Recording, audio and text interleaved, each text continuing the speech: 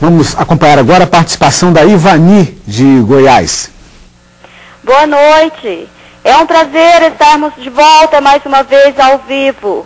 Eu sou Ivani, orientadora de aprendizagem do Teleposto Goiânia.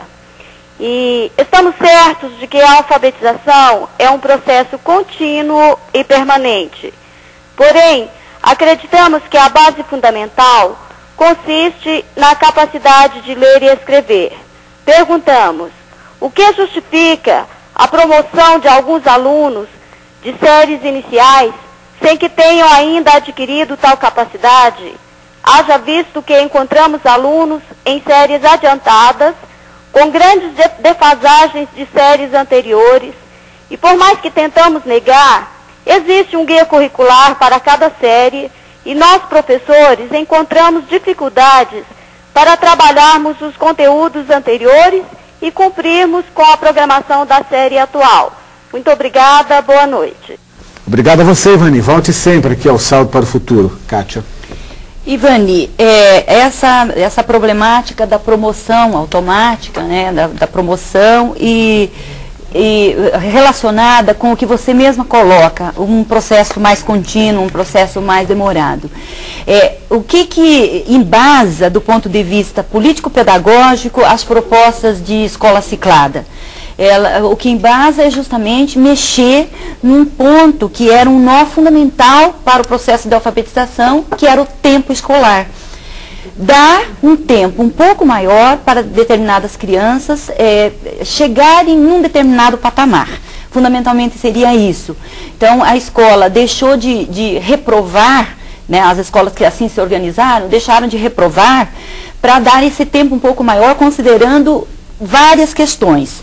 Considerando uma continuidade nesse processo, então o professor que retoma, que pega o aluno na série seguinte, ou no ano escolar seguinte, teria que dar continuidade a esse processo, porque era muito injusto, de uma certa forma, muito injusto o sistema tradicional seriado, que coloca, a criança passa por um processo de um ano, e no caso de reprovar, quase sempre ela retoma para passar pelo mesmo processo e percorrer o mesmo caminho novamente. Então, a problemática dessa passagem das crianças que vão indo sem ter essas habilidades desenvolvidas, nós temos que ainda aprender a lidar com ela. Eu creio que, do ponto de vista político-pedagógico, a proposta é interessante, é boa. Agora, na prática, nós precisamos ainda criar mecanismos de recuperação, de aperfeiçoamento dessa sistemática, porque o que todos nós queremos, com certeza, as pessoas que pensam as propostas políticas pedagógicas, as pessoas que pensam sobre os processos de alfabetização e, fundamentalmente, os professores que estão em sala de aula, todos nós queremos a mesma coisa. A promoção, a apropriação do conhecimento para essas crianças. Nós queremos um Brasil onde as crianças leiam, tenham essas condições de leitura. Correto. Então, precisamos aperfeiçoar o sistema, sim. É problemático, precisamos aperfeiçoá-lo. Mônica? Um grupo de professores do Teleposto de Uruaçu, em Goiás, dizem que é oportuno esclarecer sobre a afirmação de Magda Soares. A ênfase na faceta psicológica da alfabetização obscureceu sua faceta linguística, fonética e fonológica. Além disso, a ênfase na dimensão do letramento obscureceu a dimensão da alfabetização como processo de aquisição do sistema convencional de uma escrita alfabética e ortográfica. Isabel. Bem, a afirmação dos professores está coerente com as reflexões que a gente tem feito nesses últimos tempos sobre como como os professores se apropriam das ideias que a gente costuma destacar em nosso processo de formação, né? Então, nas últimas décadas a gente passou por momentos de grandes polarizações em termos da discussão da alfabetização.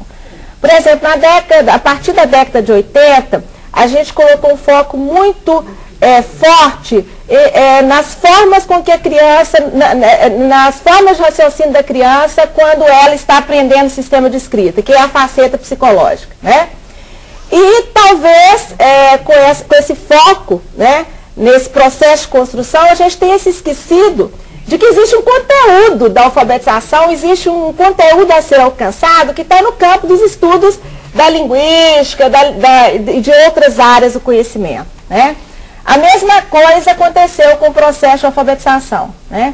Numa tentativa de não colar o trabalho do alfabetizador apenas na aquisição do sistema alfabético ortográfico de escrita, nós tentamos deslocar para a compreensão da necessidade de trabalhar as práticas sociais de leitura de escrita em uso, né?